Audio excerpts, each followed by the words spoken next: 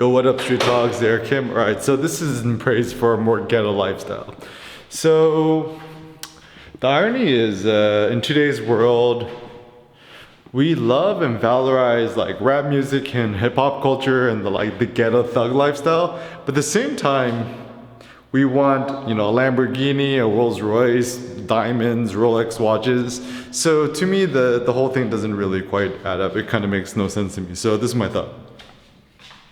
Maybe we should adopt a more ghetto lifestyle. So rather than thinking that's a bad thing, I think it's a good thing. So essentially, to be ghetto to me means to be like a combination of MacGyver, being extremely resourceful with what you've got, being extremely frugal, even though you got the money, and priding yourself rather on what you got, do a reverse flex and pride yourself on what you don't got. So for example, me and Cindy, we don't own a car.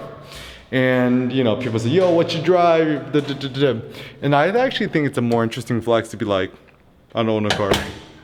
And in today's world, if you have the opportunity to not own a car, is probably better for your personal happiness than owning a car. Other thoughts, for example, people always want the newest iPhone or whatever. Maybe the best flex is actually to not even own a phone. Like, consider in today's world, to be able to not own a phone is truly a greater sign of wealth and privilege. It's kind of funny, right? Similarly speaking, you kind of look at my clothes. I wear the same thing every day. Got my $10 shark shoes. Even my merino wool leggings are starting to rip. And I essentially wear the same thing every single day. And actually probably the only thing that I pay for that's I guess kind of expensive is our studio apartment is 300 square feet, uber small, but it's luxury. So I think rent is probably $1,500 a month, which is pretty affordable in my book. Everything included, washer, dryer, electricity, whatever.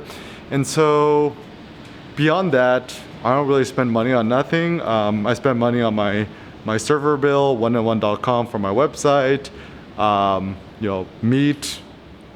And it's crazy, I've been able to buy pork for 99 cents a pound. So essentially the goal is buy the cheapest cut of meat, which is the lowest price. And dude, I've still been able to get the gains because I could work out at the park for free. I'm lucky enough that our gym right here has an open gym, so I lift weights here and I work out here too. And so yeah, it's just essentially what it means is even if you got the money, decide to opt to live a more simple lifestyle. And I actually think that's the biggest privilege in life, to be able to have the privilege to live a simple lifestyle, ironically enough. So for example, I spent some time in Palo Alto, which is where all the rich tech people go to retire and have kids and whatever.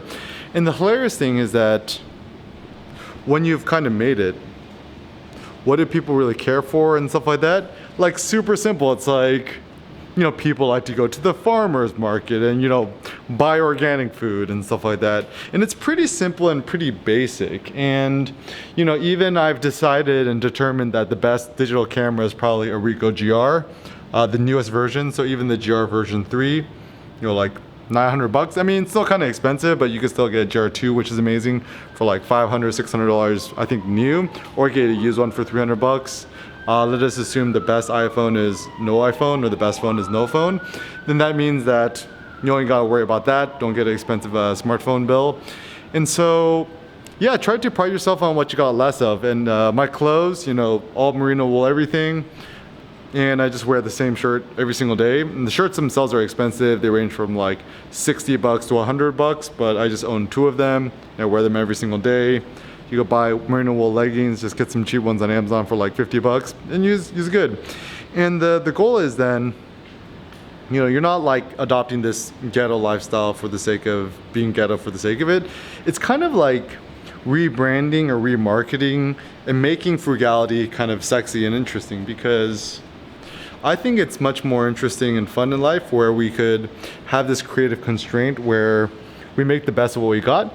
And the goal is actually to live the best possible life. The goal isn't to just self-flagellate yourself and punish yourself for being rich or whatever.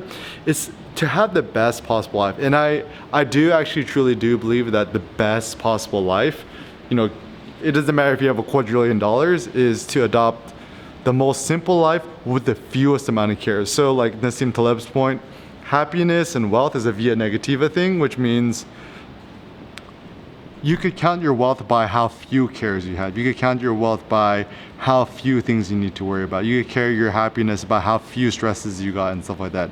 So think about subtracting the superfluous, prune the unnecessary. Know that living this more ghetto lifestyle could be more sexy. And maybe if we continue to think this way, we can all thrive a little bit better collectively together, no matter your age, your race, your background, how rich or poor you are and stuff like that, is that, you know, we're all born alike.